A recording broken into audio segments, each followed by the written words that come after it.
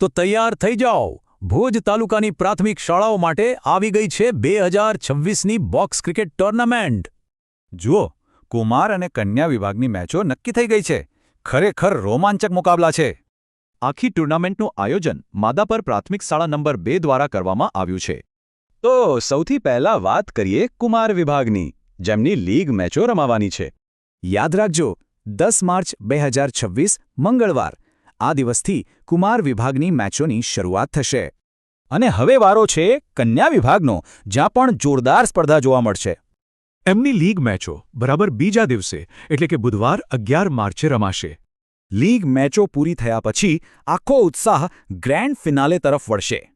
હા, કુમાર અને કન્યા બંનેની ફાઇનલ મેચ ગુરુવાર 12 માર્ચે એક સાથે રમાશે. અને આ બધી મેચોનું સ્થળ છે માધાપર પ્રાથમિક શાળા નંબર 2નું બોક્સ ક્રિકેટ ગ્રાઉન્ડ. પણ આ ટુર્નામેન્ટમાં અમુક નિયમો બહુ જ રસપ્રદ છે.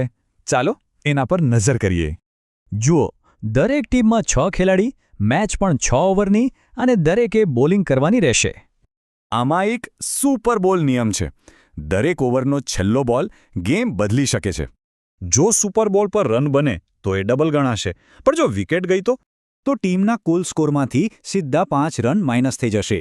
મોટું નુકસાન.